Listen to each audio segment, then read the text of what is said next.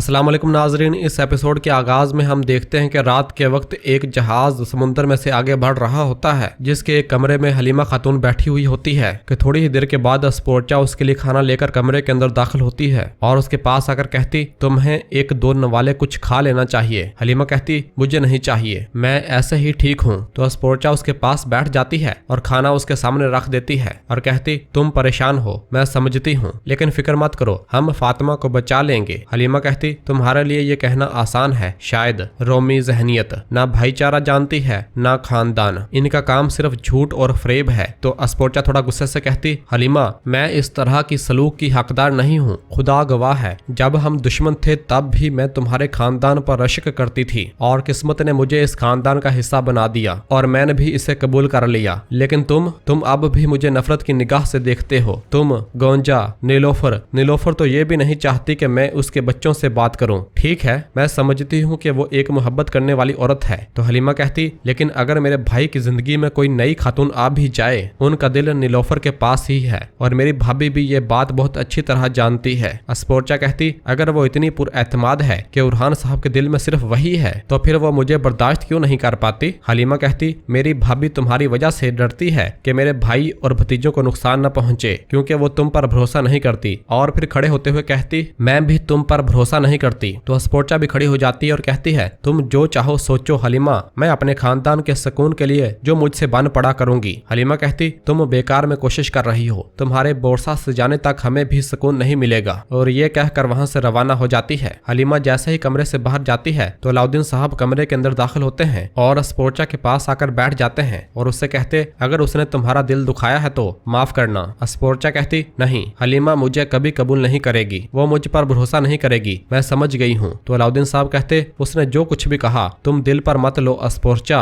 हलीमा आसानी से किसी पर भरोसा नहीं करती, लेकिन उसका दिल साफ है, वो अपने दिल में कीना नहीं रखती। हम इस वक्त अपनी जिंदगी के सबसे तलख इम्तिहानात से गुजर रहे हैं, जो उन्होंने बर्दाश्त किया वो बिल्कुल भी आसान नहीं था। स्पोर्चा पूछती, क्यों, उसने क्या सहा है? तो अलाउद्दीन साहब खामोश हो जाते हैं। जबकि दूसरी जानब आयदोस किले में हम देखते हैं कि शहजादी अलीना सो रही होती है कि एकदम उसकी आंख खुल जाती है और वो उठ खड़ी होती है और अपने हाथ में मौजूद अब्दुर्रहमान की जानब से दी हुई निशानी देखती है और फिर उठकर बाहर रवाना हो जाती है। इधर जंदान में हम देखते हैं कि शहनशाह जंदान पहुंच चुका होता है और फ्लादियुस को देखकर कहता, जब आप इन दो शिकारियों को पिंजरे में बंद कर रहे थे हम भी फारग नहीं बैठे थे, उरहान की अजमियत वाले दस्ते को हमने जलाकर राख कर दिया। ये सुनकर फातिमा कहती, तुम कैसे गद्दार हो शहनशाह? तो शहनशाह कहता, चुप रहो। और फिर फ्लादियुस कहता, शहनशाह फातिमा को छोड़ दो, इंतकाम के लिए भी और सियासी फायदे के लिए भी मैं तुम्हारे लिए काफी हूँ, फातिमा को छोड़ दो। ये सुनकर दफने जोर जोर कर हंसने लग जाती है और फिर अपना खंजर निकाल कर आगे बढ़ते हुए कहती, ये तुम्हारे फातिमा को धोखा देने से पहले की बात थी फ्लादियुस, अब इनके लिए तुम्हारी कोई अहमियत नहीं है। और अपना खंजर लेकर फातिमा के पास आती है और उसकी गर्दन पर रख देती है। फ्लादियुस कहता, नहीं ऐसा मत करो। जबकि यगीत भी आगे बढ़ता है और कहता, नहीं ऐसा मत करो। शहनशाह यगीत को रोकता है, जबकि दफने ने अपना खंजर फातिमा की गर्दन पर रखा हुआ होता है। शहनशाह गुस्से से यगीत से कहता, यहीं रुको, तुम कोई हरकत नहीं करोगे, समझे?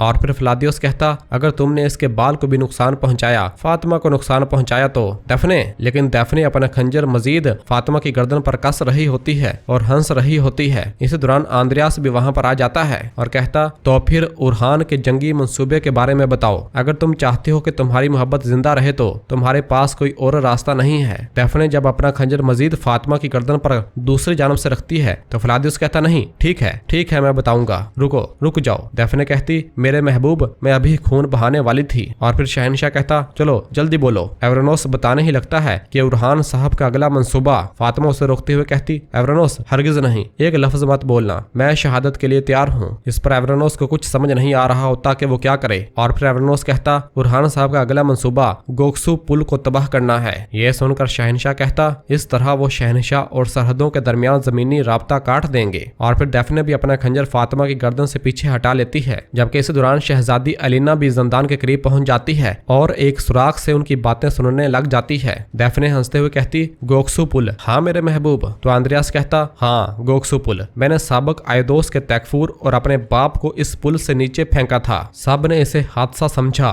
किसी को समझ नहीं आई, अफसोस। ये सब सुनकर शहजादी अलीना की आंखों से आंसू आ जाते हैं और वो दिल में कहती, बाबा तो इसका मतलब है कि तुमने मेरे बाप को मारा। और वहां से रवाना हो जाती है। आंद्रियास कहता, हम तुलुए आफताब के वक्त इन कैदियों को शहनशाह के पास ले जाएंगे, और ये कहकर जंदान से रवाना हो जाता है, जबकि बाकी सब भी उसके पीछे रवाना हो जाते हैं और जंदान को बंद कर दिया जाता है। जबकि फातिमा और एवरानोस एक दूसरे की जानब देख रहे होते हैं। जबकि दूसरी जानब एक गार के अंदर हम देखते हैं कि उरहान साहब के तमाम सिपाही मौजूद होते हैं और जख्मी सिपाहियों के जख्मों को दागा जा रहा होता है। अब्दुर्रहमान एक गर्म खंजर लेकर आता है और कंतराली के जख्म को दागने लगता है और बिस्मिल्लाह पढ़कर उसके जख्म को दाग देता है। कंतराली बहादुरी और जुर्रत के साथ दर्द को बर्दाश्त करता है। किसी दौरान उरहान साहब वहां पर आते हैं। सब सिपाही उठने लगते हैं तो उरहान साहब हाथ के इशारे से सबको बिठा देते हैं और कंतराली से पूछते, क्या तुम ठीक हो कंतराली? कंतराली कहता, हमारे सिपाही शहीद हो गए हैं मेरे सुल्तान, ये जख्म तो कुछ भी नहीं है। सुल्तान कहते, इन सब का इंतकाम जरूर लिया जाएगा, लेकिन तुम बोरसा लौट जाओ, ये जख्म जल्दी नहीं भरेगा। और फिर शामिल कहता, कहीं हमने शहनशाह को कमजोर तो नहीं समझ लिया मेरे सुल्तान? बहरहाल उसने सोचा होगा कि हम बोरसा से नहीं बल्कि अजनीक से फौज भेजेंगे। तुरहान कहता, यह सिर्फ उसकी सोच नहीं है, शहनशाह को मालूम हो गया है कि हम आयदोस में जासूसी कर रहे हैं, किसी ने उसे बताया है। कंतराली गुस्से से कहता, लेकिन किसने? तो अब्दुर्रहमान कहता, सारी गलती मेरी है, उस रात पकड़े जाने और ये सारी मुसीबतें लाने वाला मैं ही हूँ। और फिर उरहान साहब से कहता, इसकी जो भी कीमत हो मैं अदा करने को तैयार हूँ मेरे सुल्तान। तो सुल्तान कहते, मैंने तुम्हें वहाँ मौत के मुंह में भेजा था अब्दुर्रहमान, तुम पहले ही इसकी कीमत अदा कर चुके हो, अब रोने धोने का वक्त नहीं है, हमारे शहीदों का इंतकाम लेने का वक्त है। और फिर उठ खड़े होते हैं तो सब सिपाही भी उठ खड़े होते हैं। उरहान साहब कहते, हमारा दुश्मन कमजोर नहीं है, लेकिन वो नहीं जानते कि हम जहाँ गिरते हैं वहीं से दोबारा उठ खड़े होते हैं। अब हम इकट्ठे होकर पूरी ताकत और पूरी तैयारी के साथ दोबारा इन पर चढ़ दौड़ेंगे। तो साहब कहते, अल्हम्दुलिल्लाह। उरहान साहब कहते, सुबह सवेरे सब तैयार रहें, हमारी कश्ती हमें लेने आएगी। इस काम के आखिर में चाहे हम तबाही क्यों ना हो जाएं, इस जंग से वापसी नहीं है। जबकि इधर बोरसा महल में हम देखते हैं कि नीलोफर एराज के पास मौजूद होती है और उससे कहती, अस्पोर्चा के सबसे करीब तुम हो एराज,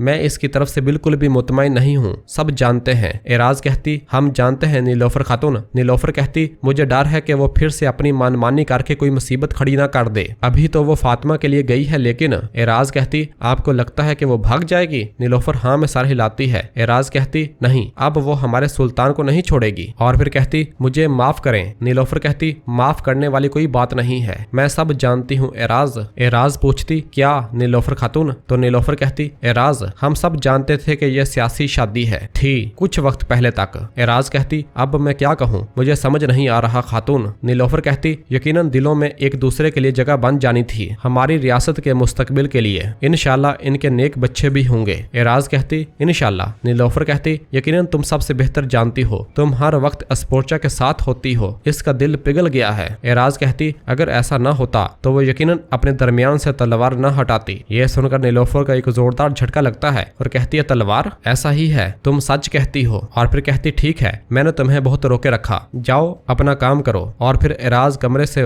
बाहर रवाना हो जाती है तो पीछे से नीलोफर निहायत गुस्से से कहती, जो तुम चाहती हो वो नहीं होगा अस्पोर्चा, कभी नहीं। और फिर इधर समुद्र में हम देखते हैं कि अलाउद्दीन साहब, शहजादी अस्पोर्चा और हलीमा कश्तियों पर सवार हुए साहल पर पहुंचते हैं, जहां उरहान साहब अपने सिपाहियों के हमरा घोड़ों पर सवार हुए आ रहे होते हैं। साहल के करीब पहुंचकर तुरहान उरहान साहब से कहता, मेरे सुल्तान कुछ लोग आ रहे हैं। उरहान साहब कहते, चलो, और सब साहल की जानब बढ़ते हैं। इस दौरान हम देखते हैं कि शहजादी अलीना भी किले से भागती हुई जंगल में एक जानब बढ़ रही होती है। अब्दुर्रहमान उसे देख लेता है और कहता है, अलीना, और उसकी जानब बढ़ता है और अपना घोड़ा लेकर उसके सामने आ जाता है। अलीना उसे देखकर कहती, अब्दुर्रहमान। अब्दुर्रहमान पूछता, तुम यहाँ क्या कर रही हो अलीना, तुम किससे भाग रही हो? अलीना कहती, मैं आपके लोगों में से किसी को खबर देने जा रही थी। अब्दुर्रहमान पूछता, कैसी खबर? और फिर इधर उरहान साहब और बाकी साहब अपने घोड़ों पर सवार हुए साहल पर पहुंच जाते हैं, जहां अलाउद्दीन साहब अस्पोर्चा और हलीमा कश्तियों से उतर रहे होते हैं। उरहान साहब घोड़े से नीचे उतरते हैं और उनके पास आते हैं और अस्पोर्चा को देखकर पूछते, आपका यहाँ पर क्या काम है? आपके चेहरे का ये हाल कैसा है अस्पोर्चा? तो अलाउद्दीन साहब बताते हैं, यगीत और इसके साथी शैतानों ने फातिमा और एवरानोस को अगवा कर लिया है। यह सुनते साथ ही सब परेशान हो जाते हैं। और फिर अस्पोर्चा कहती, वालीरिया, उन्हें कैदी बनाने के लिए जबरदस्ती बोरसा से लाया गया है। उरहान साहब कहते, गद्दार, अगर मैंने इनके जिगर ना निकाल दिए तो लानत हो मुझ पर। और फिर पूछते, क्या आप जानते हैं कि उन्होंने इन्हें कहाँ रखा है? क्या आपको पता चला? हलीमा कहती, हमें जरा भी पता नहीं चला मेरे सुल्तान।